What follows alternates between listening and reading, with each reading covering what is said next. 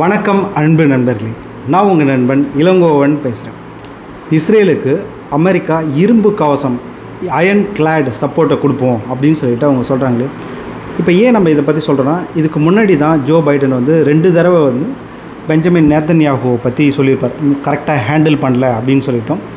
அதுக்கு அடுத்தது அங்கே வந்து ரஃபாவில் போய் அட்டாக் பண்ணக்கூடாது அதெல்லாம் அப்படின்னு சொல்லிட்டு அங்கே வந்து தனி ப்ரெஷர் நாங்கள் வந்து சப்போர்ட் பண்ண மாட்டோம் வெப்பன் அப்படின்ற ரேஞ்சுக்கெலாம் கூட ப்ரெஷர் பண்ணியிருப்பாருன்னு பார்த்துருக்கோம்.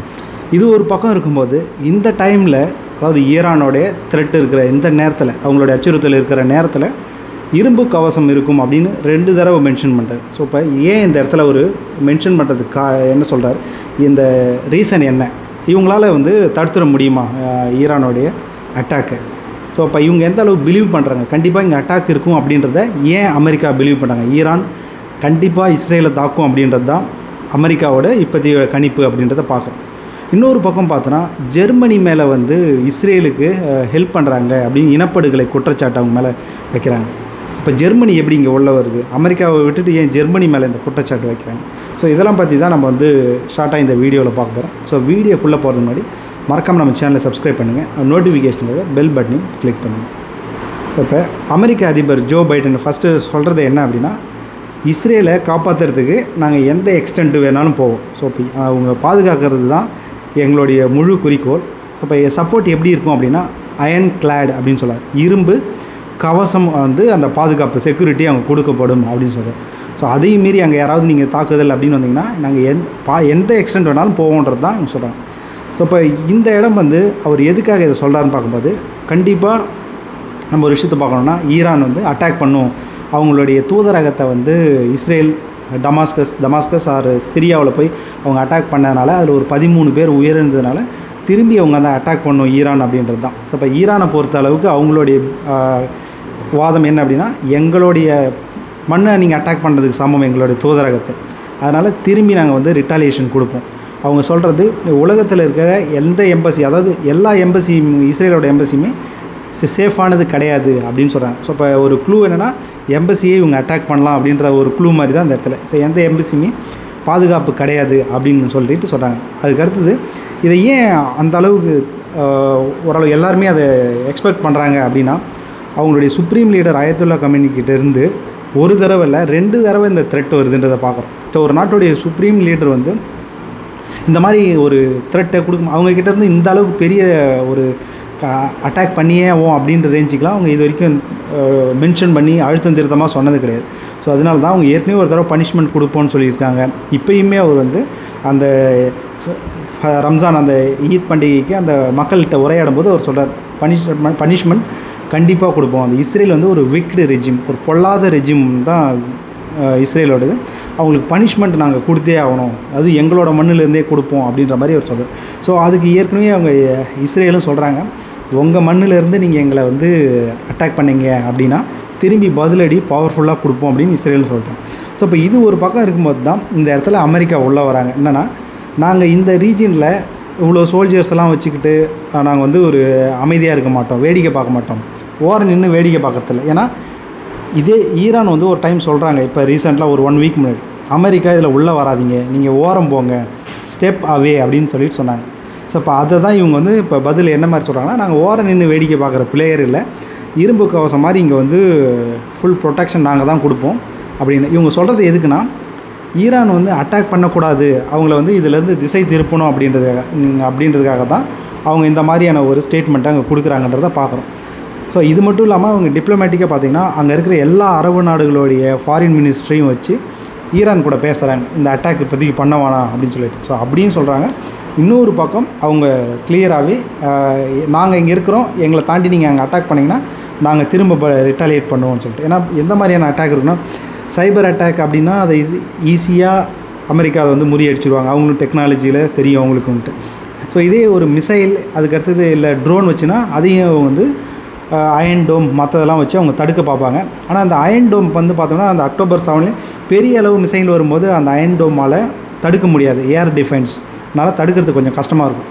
ஸோ அதையும் மீறி நிறைய மிசைலோ இல்லை ட்ரோனோ வந்து இஸ்ரேல் உள்ளே வந்து நிறைய பேர் உயிர் பலியானாங்க அப்படின்னா இந்த போர் எஸ்கலேட் ஆகிறத யாராலுமே தடுக்க முடியாது. ஸோ அதுக்கு அமெரிக்கா டைரெக்டாக இன்வால்வ் ஆக வேண்டி வரும். அதுக்கு தான் அவங்க திரும்ப திரும்ப இந்த மென்ஷன் பண்ணிகிட்டு இருக்காங்கன்றதை பார்க்குறோம். நாங்கள் இங்கே இந்த இடத்துல இருக்கோன்ட்டு. ஸோ அவங்க ஏற்கனவே சொன்ன 2 ஸ்டேட்மெண்ட் நீங்கள் ஏற்கனவே பார்த்துருந்தீங்கன்னா, ரஃபா சிட்டியில் நாங்கள் தாக்குதலுக்கு நாள் குறிச்சிட்டோம் அப்படின்னு சொல்லிட்டு பெஞ்சமின் நேத்தன்யாஹூ சொல்லும்போது அது மிஸ்டேக் அப்படின்னு சொல்லிட்டு ஜோ பைடன் சொல்கிறார். ஸோ அதுக்கு அடுத்தது அந்த எய்டு ஒர்க்கர்ஸ் நம்ம சொல்லுறது வேர்ல்டு சென்ட்ரல் கிச்சனுடைய ஒரு 7 பேர் அந்த உதவி பண்ணுறவங்க வாலண்டியர்ஸ் வந்து கொல்லப்படுறாங்க இஸ்ரேலோட டார்கெட்டட் கில்லிங்னால. ஸோ இப்போ அதுக்கு வேர்ல்டு ஃபுல்லாக கண்டனம் வந்தபோதும் அப்போவுமே வந்து அமெரிக்கா சொன்னாங்க, இது வந்து தப்பு, கரெக்ட் கிடையாது, நீங்கள் உங்கள் பிளான் எல்லாம் மாற்றணும், இல்லைனா நாங்கள் உங்களுக்கு சப்போர்ட் பண்ணுற வெப்பன்ஸு இதிலெல்லாம் நாங்கள் சேஞ்ச் பண்ண வேண்டியது இருக்கும் அப்படின்னு சொன்னாங்க.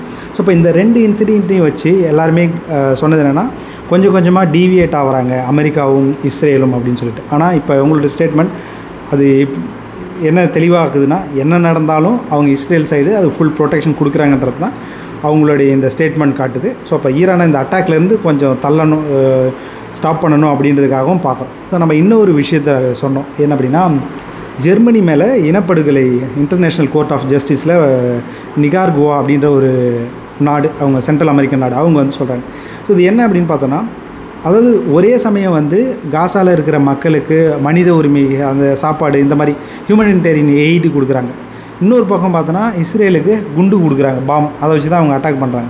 ஸோ இப்போ இனப்படுகொலை நடக்கிறதுக்கு ஜெர்மனி காரணமாக இருக்கிறாங்கன்னு சொல்கிறாங்க. ஸோ இப்போ நம்ம இது ஜஸ்ட்டு பார்த்தோன்னா கம்பேர் பண்ணி பார்த்தோன்னா இதே தான் அமெரிக்காவுக்கும் சில ஃபோட்டோஸ்லாம் கூட வெளியே வந்துச்சு. என்னென்னா, ஒரு பக்கம் பார்த்தோன்னா அமெரிக்கா பேராஷூட்டில் கொடுத்த உதவிகள் தரையிறங்கிறதும், இன்னொரு பக்கம் அமெரிக்கா கொடுத்த பாம் வச்சு இஸ்ரேல் வந்து தாக்குதல் நடத்தி அது பெரிய புகை மண்டலம் உருவாகுது. ரெண்டுமே ஒரே இடத்துல நடந்துச்சு. அப்போ அதை பார்த்தீங்கன்னா ஒரு இடத்துல சப்போர்ட்டு, இன்னொரு இடத்துல குண்டு, ரெண்டுமே அவங்க கொடுத்துருக்காங்கன்றது தான். ஸோ அதே மாதிரி ஒன்று ஜெர்மனி கொடுக்குறாங்க அப்படின்னு சொல்லிட்டு அவங்க மேலே வந்து ஒரு கேஸ் அந்த நாடு போடுறாங்க. ஸோ இப்போ இதுக்கு ரிப்ளை கொடுக்குறாங்க ஜெர்மனி. அவங்க என்ன சொல்கிறாங்கன்னா, நாங்கள் வந்து இஸ்ரேல் செக்யூரிட்டி தான் எங்களுக்கு முக்கியம் அப்படின்னு சொல்லிட்டு, இஸ்ரேலோட பாதுகாப்பு எங்களுக்கு முக்கியம்.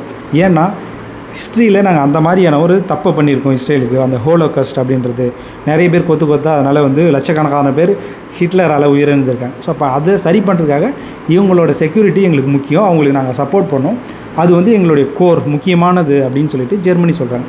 ஸோ இப்போ அந்த நாடு நிகார்குவா என்ன சொல்கிறாங்கன்னா, அது டிஃபென்ஸுன்றது வேறு, ஜெனோசைடுன்றது வேறு. அவங்க வந்து தற்காப்புக்கு நீங்கள் உதவி பண்ணுறது பரவாயில்ல, ஆனால் அவங்க வந்து காசாவில் போய் இனப்படுகொலை, அந்த ஜெனோசைடு பண்ணுறாங்க, அதுக்கு உங்களுடைய வெப்பன் பயன்படுது அப்படின்னு சொல்லிட்டு அவங்க குற்றச்சாட்டு பண்ணுறாங்க. ஸோ இதுக்கு அவங்க இல்லை அதை பற்றி கண்டுக்கல, ஜெர்மனியை பொறுத்தளவுக்கு நாங்கள் ஃபுல் சப்போர்ட் அப்படின்ற மாதிரி சொல்கிறாங்க. ஸோ அப்போ மோஸ்ட் ஆஃப் இந்த வெஸ்டர்ன் நாடுகள் எல்லாமே இஸ்ரேலுக்கு ஃபுல் சப்போர்ட்டுன்றதை பார்க்குறோம். நம்ம இந்த அயன் கிளாட் இல்லை இரும்பு கவசம் பற்றி சொன்னால, அவர் அந்த ஜோ பைடன் அவர் இதை எக்ஸ்பிளைன் பண்ணும்போது கூடவே இருந்தது யாருன்னா, ஜப்பானுடைய பிரைம் மினிஸ்டர் ஃபுமியோ கிஷிடா, அவர் தான் அங்கே இருப்பார். ஸோ இப்போ எல்லாருமே அவங்க வந்து சேம் லைன், இஸ்ரேலுக்கு ஃபுல் சப்போர்ட் அப்படின்ற ரேஞ்சில் இருக்காங்கன்றதை பார்க்குறோம். ஸோ இப்போ இந்த இடத்துல ஈரான் மட்டும் எப்படி அட்டாக், இது அவங்க சொல்கிற ரிட்டாலியேஷன் கண்டிப்பாக நம்ம இன்டெலிஜென்ஸ் இல்லை நம்ம ஒரு அனலைஸ் பண்ணுறதை பற்றி சொன்னால் அவங்க கண்டிப்பாக அட்டாக் பண்ணுறதுக்கான சான்சஸ் 90% மேலே இருக்குது டேரெக்டாக. ஸோ இப்போ ப்ராக்ஸிலாம் வச்சு இல்லை, அந்த ஹெஸ்புல்லாவையோ இல்லை வந்து ஹமாஸ் இல்லை ஹவுத்திலாம் வச்சு இல்லாமல் டேரெக்டாக அவங்க வந்து இஸ்ரேல் மேலே தாக்கிறதுக்கான சான்சஸ் வந்து நிறைய இங்கே இருக்குது அப்படின்றது தான். இப்போ இது மற்ற அரபு கண்ட்ரிஸ் இதை தடுக்கிறதுக்கு தான் நினைப்பாங்க, ஏன்னா வார் ஸ்ப்ரெட் ஆச்சுன்னா எல்லாருக்குமே இது வந்து டவுன்ஃபால் தான் அப்படின்னு சொல்லிட்டு. ஸோ அப்போ அதை எப்படி அவங்க நிற்கிறாங்க, இப்போ அரபு நாடுகள் வந்து இதை ஈரானை தடுத்து நிறுத்துகிறாங்களா இந்த அட்டாக் பண்ணாமல், இல்லை ஈரான் திரும்ப திரும்ப சொல்கிறது எல்லா அரபு கண்ட்ரிஸும் ஒரே இதில் ஜாயின்ட் ஆகணும் அப்படின்னு சொல்லிட்டு. ஸோ இப்போ அந்த முன்னாடி நடந்த போர்கள்லாம் எப்படி அரபு நாடுகள் ஒன்றா சேர்ந்தாலும் அது மாதிரி சேரணுன்றது. ஸோ அதுக்கான பாசிபிலிட்டிஸ் இங்கே வருதா அப்படின்றத நம்ம பொறுத்து வந்து தான் பார்க்கணும். பட் போர்ன்றது மிடில் ஈஸ்ட்டில் வந்துச்சுன்னா அது வந்து விலைவாசி ஏற்றத்திலேருந்து எல்லா நாடுகளுக்கும் பெரிய பாதிப்பு. ஸோ இன்க்ளூடிங் இந்தியாவுக்கும் இது வந்து மிகப்பெரிய பாதிப்பு இருக்கும். நம்ம ஏற்கனவே சொல்லியிருக்கோம், பல லட்சம் பேர் மிடில் ஈஸ்ட்டில் இந்தியாவிலேருந்து இருக்கிறாங்க. ஸோ அவங்களுக்கு எல்லாருக்குமே பெரிய பாதிப்பு, இந்தியா உட்பட அப்படின்றத நம்ம சொல்கிறோம். சரிங்க, உங்களுக்கும் இன்றைக்கி சொன்ன தகவல் எக்ஸ்ட்ரா தகவல் இருக்கும், கமெண்ட்ஸில் ஆட் பண்ணுங்கள். வேறு ஒரு தகவலோடு உங்களை வந்து சந்திக்கிறேன். நன்றி, வணக்கம்.